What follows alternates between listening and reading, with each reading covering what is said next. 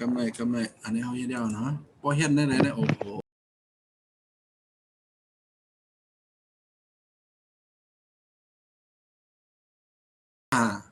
อันนี้จะคู่อย่างไรอันนี้เป็นอย่างไรอันนี้เป็นทางน้น้ำจิ้ม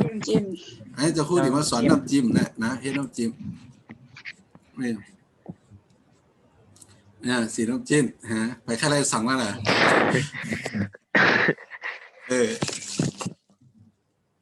อืม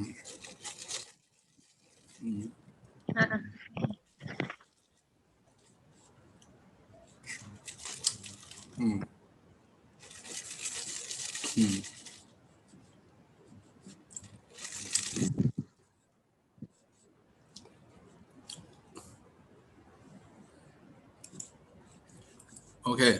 เคกำลังเปิด PowerPoint ของไผ่ของมันมาเปิด PowerPoint ของไผ่ของมันนะเปิดหน้า PowerPoint ของไผ่ของมันมานะคะนะหน้าคอมนะเราเปิดเอามือไหนฟังข้าบอกว่าอย่าปิดนะโอเคนะโอเคไผ่มาที่หลังกำจังวะนะโอเคนะทำไรเขา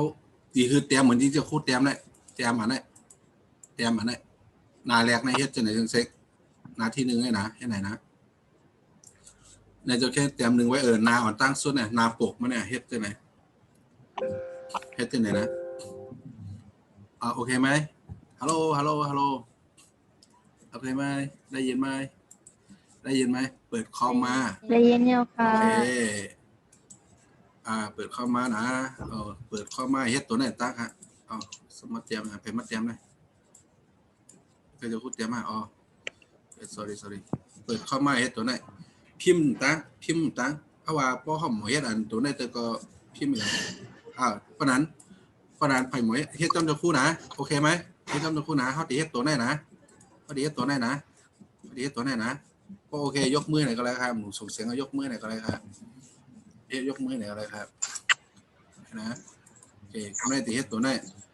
เฮ็ดตัวไหนอันนี้เปิดปั่นมาเนี่ยมันมากับการ์ดมันเนี่ยอันดีที่ไหนนะค่อยกายจะคู่เอาใครเอาก็อะไรอยู่ก็จะคู่เอาก็จะคู่แพทย์พ่อเอาก็แพทย์นะ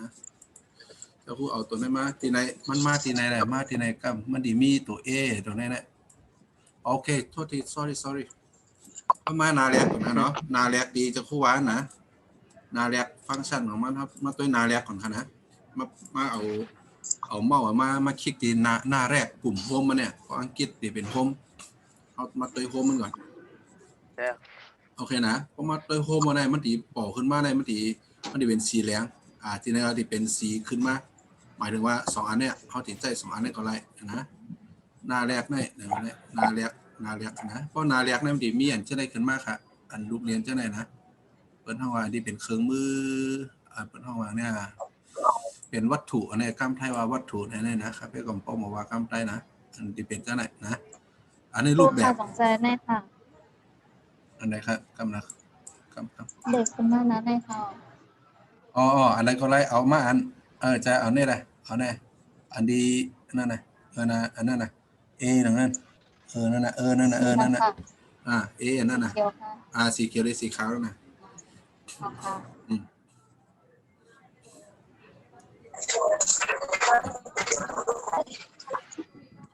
นะมันเป็นที่นี่เขามันพอเขากดอันปุ่มโฮมเลยค่ะเนาะพอเขากดเขาเต็กที่ปุ่มโฮมตัวไหนนะมันตีออกตัวไหนมาเป็นห้องรูปแบบนะฮะเนาะรูปแบบนั้นกดตีรูปแบบsorry เกี่ยวนะเป็นวิวโอเคก็ในพอให้ในเกิดไหนรูปแบบดีขึ้นมาเอาเป็นทางกดนาแรกกันนะกดนาแรกเป็นไงเอาว่านาได้ก็เลยโอเคนาได้นะโอเคเฮ็ดจ้อมจะคู่ไหนนะเฮ็ดจ้อมจะคู่นะเพราะมาว่าก็ตื่นเต้นปุ๊บเอากดตัวไหนมาครับกดตัวไหนมาที่เป็นอัพป้องให้ไหนเขาลากให้ไหนปุ๊บเนี่ยมันดีเปลี่ยนให้ไหนไว้ดีเป็นเซนให้ไหนไว้พอเปลี่ยนเซนให้ไหนได้เขาพิมพ์ก็อะไรครับเนี่ยหมายถึงว่าอันนั้นนะอันเทมเพลตเปิดห้องว่าพอเขาเปิดหน้า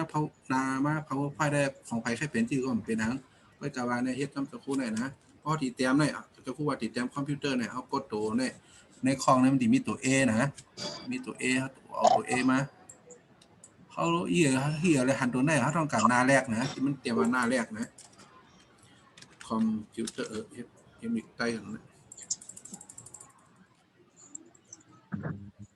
มีอังกฤษคอมพิวเตอร์ for คอมพิวเตอร์ for คอมพิวเตอร์เตรียมเปลี่ยนให้เนาะเนาะ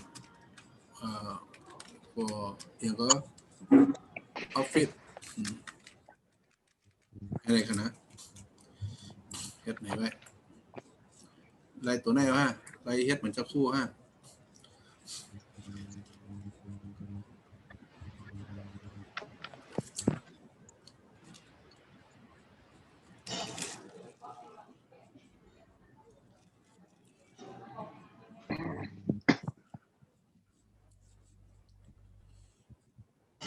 พิมพ์จะไหนเหมือนเจ้าคู่ฮะเพราะพยาวนะสมมติว่าเขายาวเข้ามา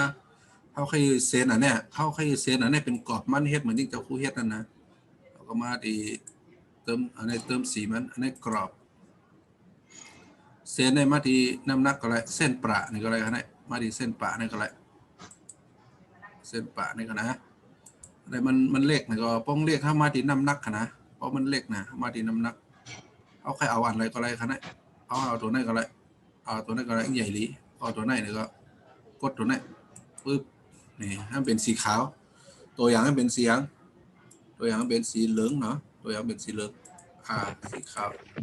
เอาใครสีเหลืองนะเขาเติมสีครับที่นี่เติมสีรูปร่างนะไปตั้นไว้เติมสีรูปร่างเฮ้ยเสร็จตัวไหนครับเอามากดตัวไหนก่อนนะเส้นกรอบรูปร่างเนี่ยเติมสีตัวไหนครับเส้นกรอบรูปร่างนะเป็นที่ไหนอย่างไรมันเหมือนกันละตรงเล็กนะนี่จะพูดตัวเล็กเฮ็ดตัวใหญ่ก็เพราะเขาตีเฮ็ดคืออันตัวเล็กมันใหญ่นะเขาคุ้มตั้งฮะเอาคุ้มเยอะก็เขามากดตัว A เนี่ยก็ดิค่ายเนี่ยfor ให้เนี่ย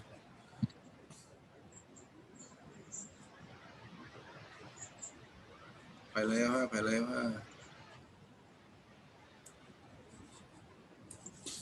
นะ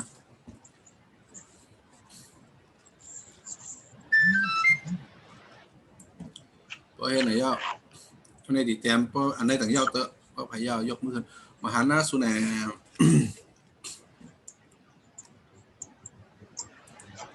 ไปเหตุการณ์โอเคเพราะไผ่มีดิกใต้แล้วก็พิมพ์ดิกแค่อะไรคะนะเพราะไผ่มีดิกใต้แล้วก็อะไรของจะพูดได้ใส่ไว้แล้วดิกใต้เนี่ยมาเกาคอมเราดีกว่านะมีไวรัสของเราอะไรว่าหรือคอมพิวเตอร์เจอในออฟฟิศนะโอเคไม่ได้พิมพ์นะพิมพ์แล้วพิมพ์พิมพ์ดิกใต้นั่งเลยเปลี่ยนฟอนต์นะเสียเวลาเปลี่ยนฟอนต์นะสักพิมพ์คอมมาแคปคอม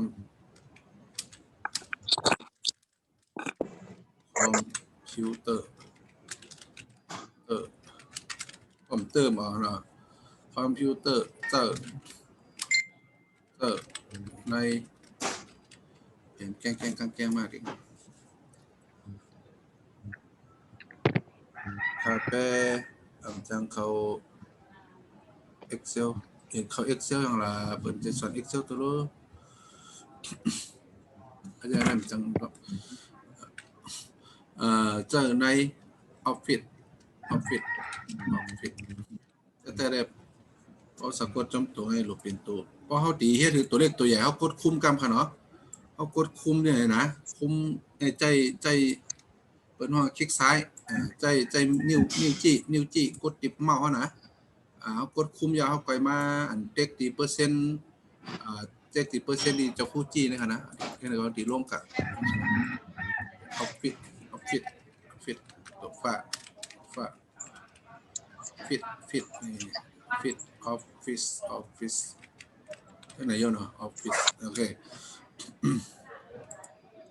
ออฟฟิศโอเคออฟฟิศนะ สำหรับพิมพ์ดิกใต้เหมือนนั่นเนี่ยก็พิมพ์ดิกไทยอะไรครับเนาะพิมพ์ดิกไทยดิกไทยมีเนี่ยก็พิมพ์อังกฤษเอาโอเคกำไรก็อันตัวอย่างได้ตัวอย่างครับไปเฮ็ดไว้เป็นสีเหลืองเนาะเอาไว้เป็นพวกเขาเฮ็ดไหนผมจะมาตีรูปแบบนะเอาพิมพ์เหมือนจะคู่เหมือนคาเป้ยานะมาตีรูปแบบรูปแบบรูปแบบในเอามาเลือกก่อนที่ไหนตัวอย่างเป็นสีเหลืองแล้วก็เขาก็สีเหลืองก็ได้เอาแค่เสียงก็ได้นะดูเพ้นเขาแค่เสียงก็ได้ครับเพื่อจะพูดที่เฮ็ดเหมือนในที่ตัวอย่างที่จะพูดเฮ็ดไว้นะเอาตัวแน่เนี่ยก็อาคาสีนี่คาสีนี่เนี่ยก็มีที่เขาไว้ค่ะนะเอาเมาส์เขากับจี้ไว้เต็กเมาส์ข้างไว้เต็กเมาส์ข้างไว้เอาลูกศรกับจี้ไว้นะเอาสีแดงนะไปเดี๋ยวสีแดงปุ๊บเนี่ยกำไรในลิกใต้เขาเนี่ยมันเป็นเส้นมันมาตรฐานนะมันเป็นเส้นแดงๆไว้หมดนะก็กะว่าเพราะว่าตัวลิกเนี่ยบ่คันนี้แค่ได้สีล้ำเนี่ยก็มาเปลี่ยนตีมาตีนาแรกนะกดคุมตั้งกดคุมนี่ก่อนเอานิ้วจี้ในเต็กเมาส์ข้างไว้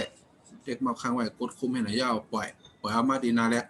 รกก็คือปุ่มโฮมแล้วที่มีตัว A สีล้ำเลยครับเติมใส่น้ำมึกฝัน